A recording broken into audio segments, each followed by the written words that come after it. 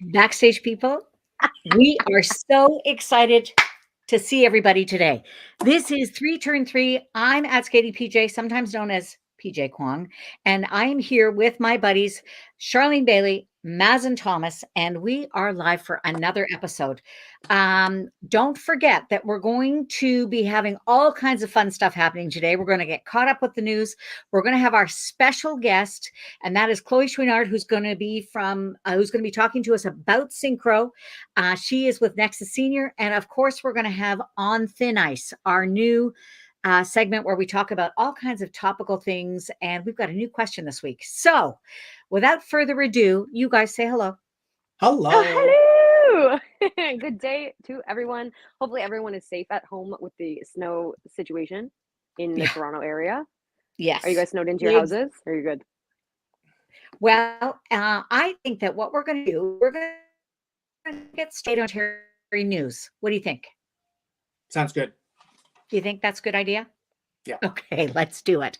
So we've got all kinds of amazing details to bring you from Skate Ontario, from across the province. I just was in Calgary for the Novice Nationals and the Canada Cup. And guess what? Skate Ontario brought home the hardware.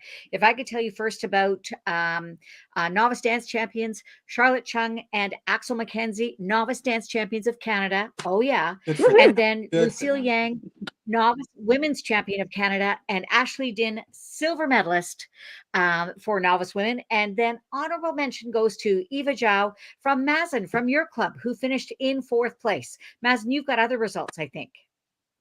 Yes. Do you know what? There was also some great results. Look at these guys. Don't they look great? Skate Ontario proud. Yep. That's what we are. Fantastic. Listen, there was some also great Ontario results from the synchro side as well. So, do you know what? Let's get started. So, just going through my notes here. Oh my goodness, where were they? All right, I had them all just a second ago. Anyway, so in novice intermediate, we had medalists all round from Ontario. We had NEXXICE taking 1st place, Starlight taking 2nd, and The Edge taking 3rd. Good for them. And in the novice event, NEXXICE took the silver medal, which was fantastic. And then in the open event, NEXXICE took the gold medal. So you know what? Skate Ontario proud all around with the synchro competition. Good for them. And shameless promotion, the gold medal intermediate NEXXICE team and the silver medal novice team, both NEXXICE, were made in my studio, the dresses. So congrats, girls. We are so very proud of you. It's been an amazing season. And thank you for promoting CB. Love you. Do you know what? And they looked fantastic. And if you want to relive the event, go to our social media channels, because honestly, Harpreet told me she was just about ready to, I don't know what, because I kept sending her picture after picture after picture after video after picture. So there's tons of stuff to relive if you want to relive the event on our Facebook, on our Instagram, and on our Twitter pages. Please make sure that you also give us a like and a follow. We would love that. I want to bring you up to date on a couple of competitions that are happening this weekend. One is in Orono. And then also Point Edward, there's a star 1 to 4, which is in the Durham region. Okay, this is really important. The Skate Canada Awards and Ontario Awards. It's award season. Who are you going to wear? Charlene, of course. But what we want you to do is, if you want to do a nomination in either the national category or our provincial category, go to our website, skateontario.org, and it's a featured link on the webpage. Now, super important, the deadline to submit for the national awards, I'm looking down to make sure I don't screw up, March 1st. The deadline to submit for the sectional awards or the Ontario awards is March 20th. So we want to make sure that everybody has a chance to get in on the fun. And speaking of fun, if you have any comments or any questions, then make sure that you put them in the chat. So did you guys have a good week? Great week. Great Absolutely. week. Yeah, it's been a very busy week around here. Junior World is coming up next week, as we know. So I've been very busy getting ready for that. You can see Mazen is giving you a little taste of what the flower retrievers actually look like. That's the only snippet that you get. But Mazen, thank you for wearing the first outfit. Love that. Yes. You are welcome. So Mazen, let's talk about world teams. Tell me what you know. Okay, so let's talk about worlds. You know what? We're going to go with both, everybody. So let's go with Skate Ontario Proud Junior World representatives, Canadian representatives in dance. We've got Nadia Bashinska and Peter Beaumont representing Skate Ontario and Canada really, really proudly. And in the pair event, we're going to be having Chloe Panetta and Kieran Thrasher, representing us in the pair event. So really, really excited for both of these teams to go out there and to just skate their best. Honestly and truly, good for them. And I also really love that their palettes are the same in that photo. Like they're wearing the same color. Love that. Good job. Yeah, good looks job. Great. That looks really good. Really Can we talk a little bit too about the announcement this week for Worlds? Absolutely. Mm-hmm. So you know what? It took a little bit, but nonetheless, Skate Canada came out with the final roster for the Senior World Championships. And in the ladies event, we've got Maddie Skizis, Skate Ontario Proud, representing us. And in the men's event, we've got Conrad Orzel being named to the Senior World team, which is fantastic for him. I had a chance this week actually to chat with him, and he is super excited, super appreciative of the opportunity to just go out there and to shine. Good for him. And in the pairs event, we've got two teams representing Skate Ontario, Skate Canada proudly. We've got Brooke McIntosh and Benjamin Mimar, as well as Leah Pereira and Trent Michaud. So we're really excited for all of these kids to just go out there to do their very best. Isn't it great? It's just what I love about skating, and what it reaffirmed for me while I was in Calgary. It really is a family. I mean, I see people that I've known for literally decades. I go way back. And then new friends that I made. You may have noticed that on our Instagram, we had some photos that were that we took that were from a friend that I made named Carrie Savage. And she was there as the social media person for Solstice, which is from BC. And you know what? There she was helping me out with photos from one end of the rink. I was at the other end of the rink. And it just is just so much fun. Okay, big news. He's not originally from Ontario, but we've claimed him as our own. Kurt Browning, the one and only, has announced that this will be his last year with Stars on Ice. I can't believe it. About that? I can't believe it. Me neither. It's like the end of an era. Like Stars on Ice is synonymous with Kurt Browning. So I think he's lying. No, I'm joking. Kurt, you're not lying. But it's good for him, but it's kind of sad, Yeah, I think so too. What do you think? Honestly and truly, you know what? You're absolutely correct. It is an end of an era, but holy cow, what an era this man has had. From the artistic programs that he put out for Stars, not only like his competitive ranks and being 4-time world champion, absolutely, fantastic.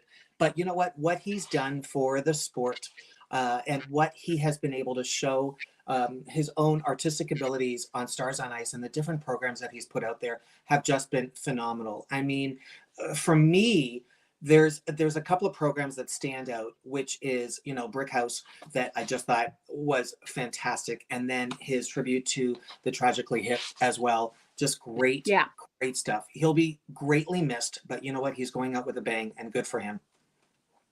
Can I just say, Mazen, I know you have a pair of those pants. We've known each other long enough to know.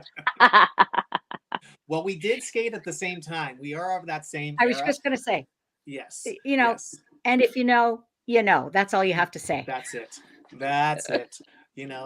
Oh, we are so thrilled today. First of all, great comment from Funny Dog. We're going to get to it in a little bit. Thank you for that. In the meantime, we have a very special guest. Okay, Charlene, you're up. Yes. So I am very biased because before Skate Ontario became Skate Ontario, we had different sections within the section. And as an Eastern Ontario girl, when I know an Eastern Ontario girl and when I witness an Eastern Ontario girl from just a little baby all the way up, it makes me nothing more than proud. or nothing short of proud, rather. And I've known Chloe since she was very, very small. I know that she has a very big fan following in Peter O'Brien, for example, obsessed with this girl. And we've watched her go through the single ranks into high level pairs into now NEXXICE and synchronized skating. So Chloe, welcome. Hello, hello. Thank you. Thank you for having me. Yeah, so tell us about what is it like, because I think very few people are actually doing multi-disciplines. Some people do singles and pairs or singles and ice dance or something of that nature. What is it like to do 3 different disciplines, and what has that transition been for you? It's been incredibly exciting, and I feel so grateful to have been able to experience 3 disciplines now at like almost the highest level. It's been very inspiring, and I feel like I've learned so much having exposure to so many different types of skating. Yeah, I feel like I've learned a lot, and yeah. So for those of you that need to, give me your catch biggest up, lesson. so Chloe, go ahead. What was your biggest lesson? PJ just asked. Yeah, that's what I want to know. Biggest lesson? Probably having an open mind and just being open to different feedback and different perspectives. I've been very lucky to work with a lot of great coaches across all 3 disciplines. So I've learned a lot from them. So Chloe, tell us a little bit about this year's programs for yourself, okay, and the team. So the music choices and, you know, everything from the elements and what your favorite parts are and what you guys are trying to express within both of those programs. Yeah, for sure. So our Whitney Houston short program, I know Love it. Love it. the whole team is obsessed with this program. We were very excited to skate to this music. It's very much about vulnerability and the journey about reaching someone or something, and then coming out of the other side knowing that you've left everything on the table. So that's the kind of emotion that we're expressing through this program. And I know that all of us love performing to this music. Great. Mm-hmm. And your other program as well.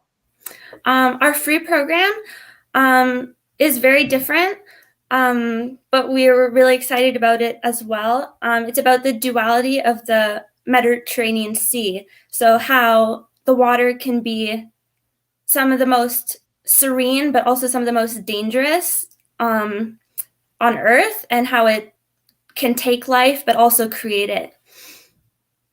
Oh, I love that. So it seems like all of those themes are really something that everyone can kind of grasp onto.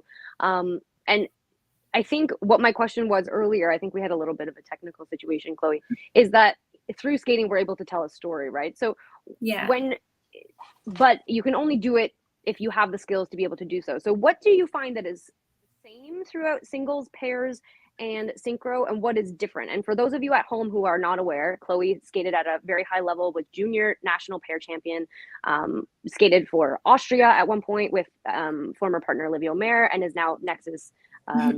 So what is similar, what is different between the disciplines that allow you to tell that story? Yeah, for sure. Well, I think skating in general, we have the privilege of using music, and that really helps us tell a story no matter what discipline you're skating in. What's been different for me, especially between singles and pairs versus synchro, is that having all those people on the ice with you allows you to make so many different shapes and give such a different message through your skating. So I think having that interaction between so many people allows you to tell a story in a different way. So that brings me to another question for you, Chloe. So that interaction that you talk about, so as a single skater, you are it on the ice. You're trying to portray your story all by yourself. You're also trying to do these high level elements and be successful at them. Once you become a pair team, then you are interacting with your partner on the ice. You're trying to tell a story with one another. Now, all of a sudden, you're with numerous people on the ice, you know, and you're trying to do the same thing. So out of all of it, like Charlene was asking, the difference between all three disciplines, what, and like PJ asked, what the learning curve of all of it, of going from a single skater to a pair skater to a synchro skater and portraying all of those things on the ice. What part of it brings you joy? Like, tell us about that. I know from going from singles to pairs, having that one more person on the ice with you was so comforting, and just knowing that you're not out there alone. There's someone that knows exactly what you're going through, and the two of you have a connection through that. And then going from that to a team, I was familiar, at least, with sharing the experience with someone else. But being able to share it with now 15, 19 other girls on the team, has been even more special for me, because, we're the only ones that truly understand exactly what we're doing out there and how we're doing it. And it's a really special thing to share. And I have to say, from the outside, from the outside, if a quick comment, PJ, is that it's been a really beautiful thing to watch you go through this process with your skating. But I think the most magical part is how much your mom is like synonymous with Chloe. Like where Chloe is, Tiffany is there. And without that support, I honestly don't, like, she's like, whatever you want to do, baby girl, you do it. Like, that's the sense I get, and I love that. PJ, what was your question? Well, I was just going to say that your mom sent us some great background information too. So thank you, Tiffany. We see you and we appreciate you.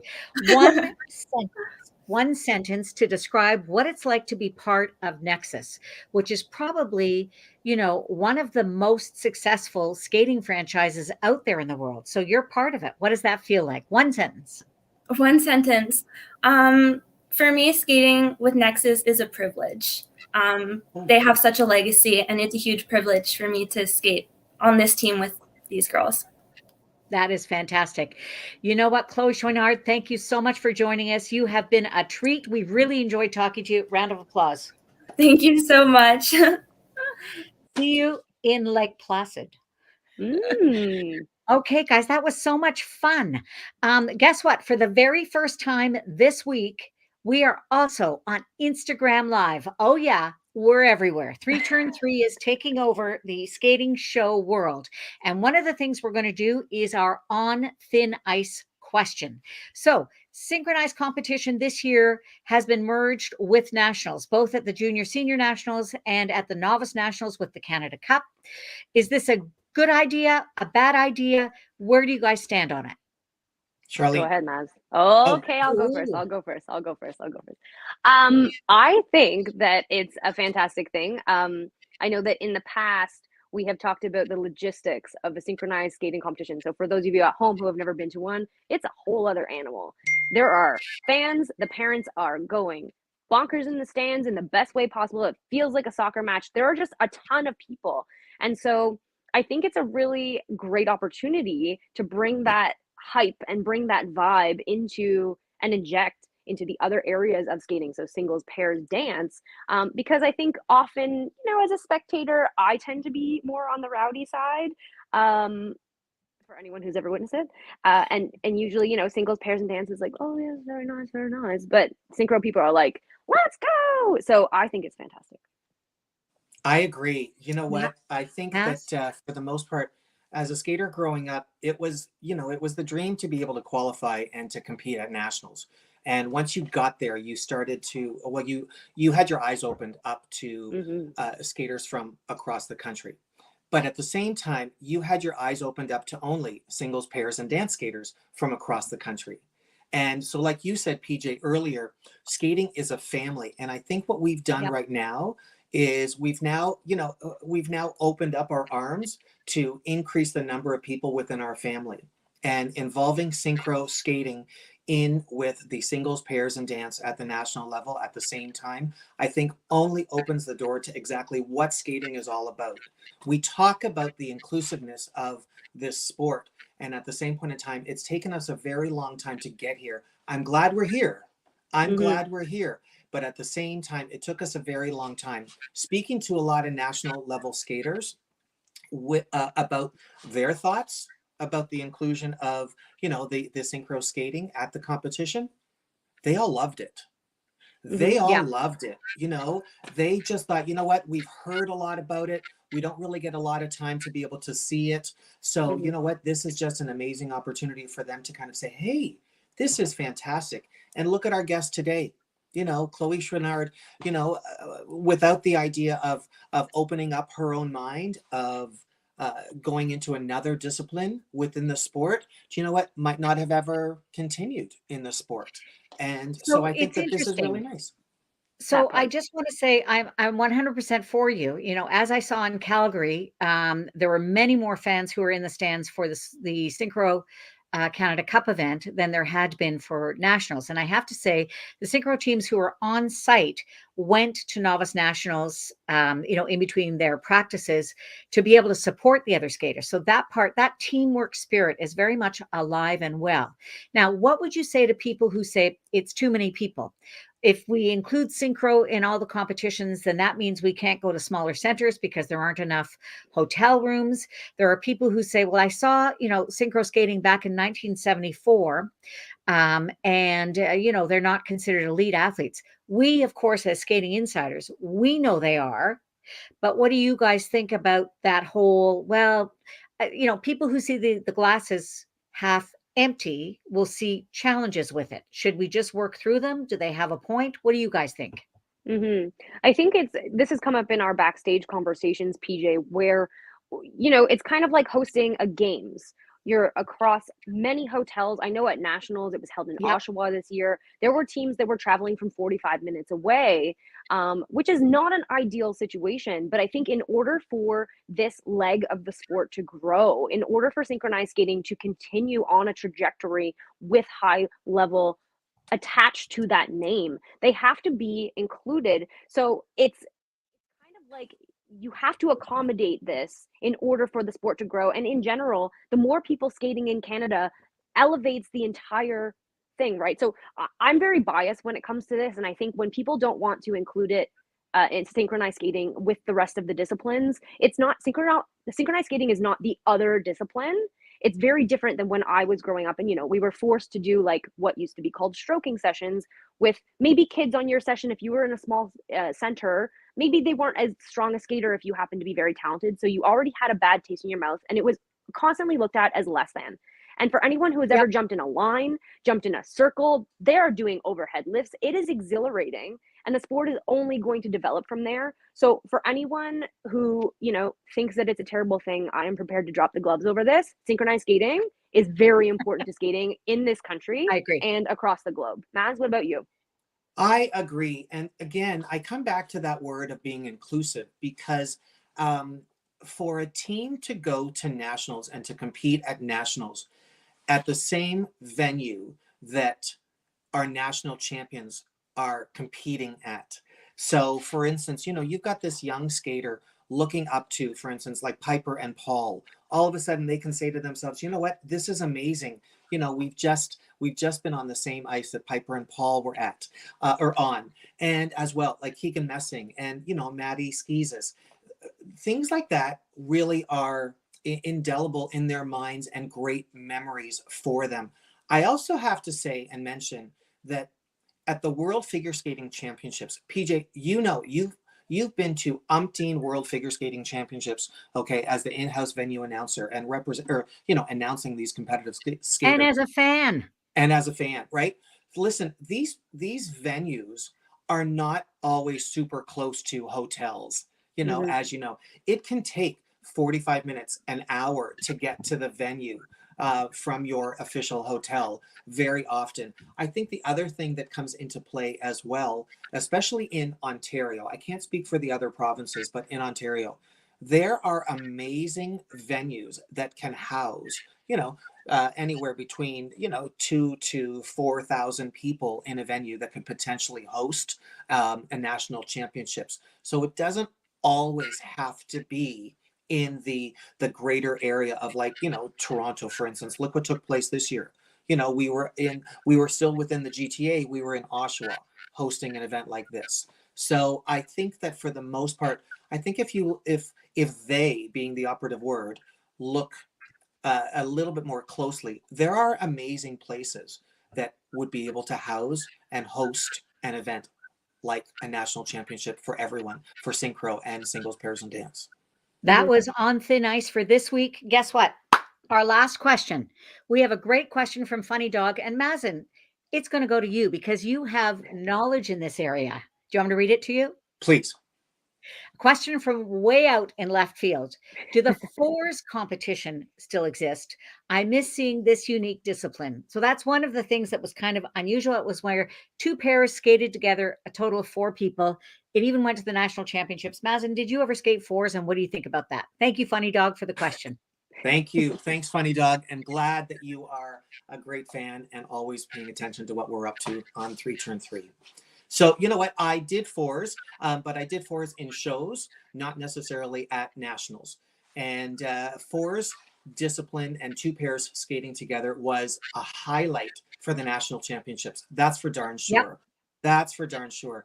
And one of the things that took place back in the day was that for the most part, our sport was a little bit more, more centered. So you had a lot of pair teams that would be centrally training in one location. Whereas today, you know what? Pair teams are training all over the country. And so fours was able to exist because we had multiple pair teams training together. And then it was introduced as a highlight, at the national championships. That's what took place back in the day. Again, great question. Charlene, did you ever see fours? I've only seen pictures of it. It was a little bit before my time. And I always was like I always remember thinking, like, why is this death spiral? Like, what is happening here? It just didn't ever make sense. But it's kind of like synchronized skating now, where a lot of people just haven't experienced it. And I'm sure I would feel differently had I experienced it. But like, the more amazing skaters you put together, the more amazing stuff you can do. Kind of saluting back to Stars on Ice.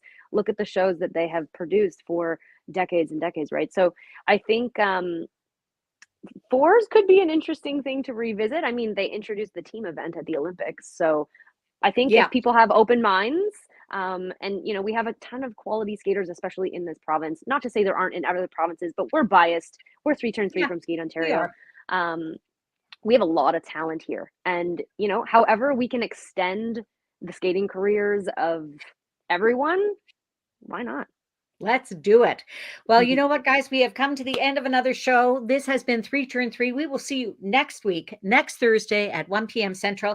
We're going to have On Thin Ice, and we may have a guest or two, or maybe not. It's only Thursday. We haven't figured that out yet, but we will. Make sure you follow us on social media. We are on Instagram and Twitter at Skate Ontario, and check for us on Facebook, and follow us and like us, please. And the same with YouTube. And we're going to be on Instagram Live again next week with all of the other platforms. So thank you so much for watching, and goodbye for me. You guys can say goodbye too. Toodaloo. Bye.